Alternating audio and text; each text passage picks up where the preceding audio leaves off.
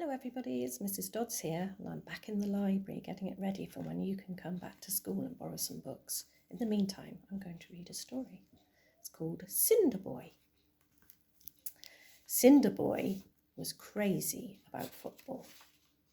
His wicked stepdad and his two lazy stepbrothers were football crazy too.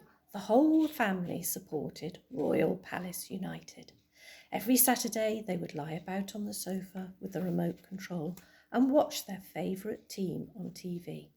Royal Palace always played brilliantly in their smart pink shorts and shirts. But not poor Cinderboy. He wasn't even allowed to watch. He had to wait on his stepbrothers hand and foot and bring them cups of tea and bowl after bowl of peanuts, which were their favourite snack.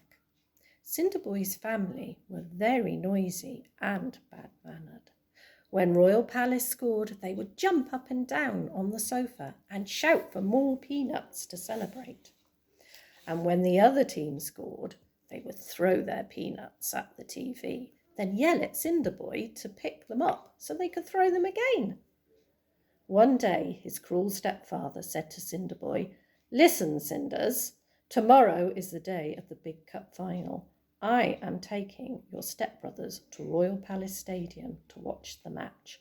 And while we're gone, you must clean the whole house from top to bottom." "Yes," said his stepbrothers, "we want every last peanut picked up from under the sofa." Poor Cinderboy was very unhappy. He would have loved to see his team play in the cup final more than anything else in the world. The next morning, he had to wake up earlier than ever to prepare peanut butter sandwiches for his horrible stepbrothers, who only laughed at the tears in Cinder's eyes. As they drove away shouting and tooting the horn, Cinderboy lay on the sofa and cried and cried. Then he had an idea. He would work as hard as anything to clean the house so that he could watch the big cup final on TV. He set to work straight away, scrubbing his stepbrother's smelly football socks and hoovering every last peanut from under the sofa. When at last the work was done, the house sparkled from top to bottom. Cinderboy pulled up his little stool, found the remote control and switched on the TV. The match had just begun. The terraces were packed with cheering Royal Palace fans. Cinderboy even caught a glimpse of his stepfather and brothers sitting in the front row, waving their pink scarves and throwing peanuts at the referee. Oh, how Cinderboy wished he could go to a real live football match. But what made him feel even sadder was that Royal Palace were not playing very well. Soon the other side had scored and Cinderboy felt sadder than ever. To make matters worse, just before half-time, a terrible thing happened. The Royal Palace captain was kicked in the shin and had to be carried off the field in a stretcher. Can you see that? When the half-time whistle blew, Royal Palace were 10-0 down and struggling without their best player. During the advertisements, Cinderboy was crying so hard he could hardly see the television. Suddenly, a pink face appeared on the screen before him. "Don't cry, Cindy," it said. Cinderboy rubbed his eyes. There must be something wrong with the television, he thought. The face seemed to be talking to him. Who are you?" he stuttered.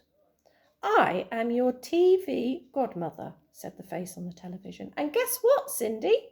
You shall go to the big cup final." "But I don't have anything to wear," stammered Cinderboy. "Don't worry, Cinderboy. Just press button 13 on the remote control," said the TV godmother. Cinderboy wiped his eyes with the back of his hand, held out the remote control and pressed button 13. Kabam! As if by magic, the scruffy old clothes he was wearing disappeared, and Cinderboy stood tall and handsome, dressed in pink silk shorts and a pink silk shirt. On his feet were a pair of brand new football boots with gleaming glass studs. Oh, thank you, TV Godmother, but how will I get to the big cup final? Oh, you're a big worrier, said the voice from the TV. Press button 14 on the remote control. Cinderboy pressed button 14. And as if by magic, the old sofa changed into a long, shiny, pink limousine with a pink uniformed chauffeur at the wheel. Oh, thank you, cried Cinderboy. There's his limousine and his chauffeur. That's the man who drives the car. Just one thing, Cindy doll, said the face on the TV. No one must recognise you. Wear this mask at all times. And a hand stretched out from the screen holding a pink silk mask. And most important of all, you must return home before the referee blows the final whistle. Without a second thought, Cinderboy grabbed the mast and jumped into the limousine and roared to the stadium. It only seemed like seconds before he reached there, and Cinderboy pulled on the pink mask and ran towards the open door. When he looked round, he was standing right in the middle of the pitch. The crowd cheered in excitement as a mysterious pink-masked player charged onto the field and headed straight for the ball. He skillfully tackled the other players, flicking the ball into the air with his left foot and sprinting towards the goal post. Then, to the amazement of the Royal Palace fans, kabam! He shot it into the back of the net.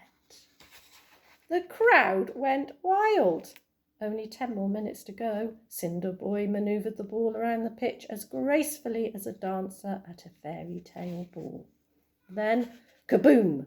Cinderboy scored again. And kabam! He headed the ball into the back of the net. Kaboom!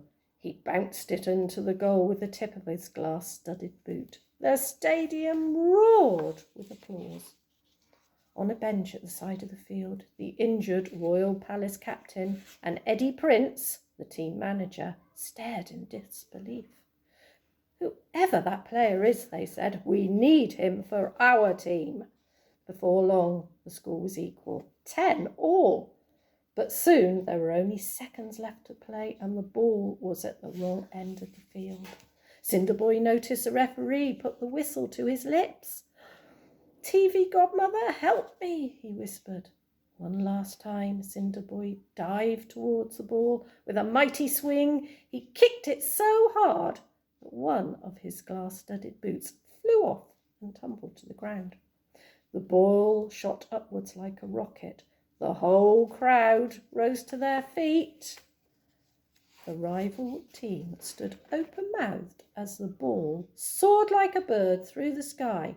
At the other end of the field, it began to fall. It bounced once, then dropped into the net. Can you see? Kicked it up in the air. It landed and went into the net. That makes it 11-10. Royal Palace had won the cup. The crowd went ballistic. 1,000 pink caps were thrown into the air. Eddie Prince raced onto the pitch to sign up the mystery player. But Cinderboy, remembering the promise to his TV godmother, ran out of the stadium as fast as his one boot would carry him. But to his dismay, when he reached the car park, he found that there was a battered old sofa where the pink limousine had been. And poor Cinderboy had to push the sofa all the way back home. Soon his family arrived back from the match. You should have seen him, shouted the stepbrothers when they finally returned. Yeah, they smirked, and poor Cinderboy missed the whole thing. Cinderboy only smiled to himself. That night he lay in his broken old bed. Tears of joy sparkled in his eyes, and he dreamed about the day he had scored the winning goal at Royal Palace United, the best team in the whole wide world. Early the next morning there was a knock at the door. Cinderboy ran to answer it. He couldn't believe his eyes. There stood Eddie Prince, Royal Palace manager. I'm searching for the mysterious boy in the pink mask, he said. The person who fits this gleaming glass-studded boot will play for the Royal Palace team for the rest of their days. Said the lazy step brothers coming downstairs in their pyjamas. Let me try. It's no good asking Cinderboy. He didn't even watch the match. Go and fetch some peanuts for Mr. Prince, Cinders. The first greedy step-brother snatched the glass-studded boot from Eddie Prince. He tore off his slipper and shoved his sweaty foot into the boot, but no matter how hard he pushed, he couldn't get the boot on. Then the second greedy step-brother stepped forward and grabbed the boot. His foot was slightly smaller and slightly sweatier. He shoved and he squeezed and he pushed and he heaved, and suddenly, plop, his foot was inside. It fits, he shouted. Father, come and look. I'm going to play for Royal Palace. I'm going to be on the telly. I'm going to be rich. I'm going to buy a peanut factory. Everyone started to cheer, just like they did for the boy in the pink mask. I mean, me, of course. Oh, said Eddie Prince, looking a bit surprised. Are you sure it was you? I'm afraid you'll have to do a little training. Suddenly, Cinderboy stepped out of the kitchen. On his face he wore a pink silk mask, and in his hand was a tiny pair of pink shorts. Well then, stepbrother, he said, let's see you fit into these. And he held out the pink shorts. Everyone gasped, but try as he might, his stepbrother had eaten too many peanuts to squeeze into the shorts. So Cinderboy drove away with Eddie Prince to begin a new life as a Royal Palace's star player. But being a kind sort of boy, he soon forgave his wicked stepfather and his greedy brothers, and arranged for them to have as many free tickets as they wanted to see Royal Palace play. He even offered to pay for the operation to have the glass-studded boot removed from his brother's foot. And Cinderboy lived happily ever after, and scored more goals for Royal Palace than there are peanuts under all the sofas in all the whole wide world. Bye-bye.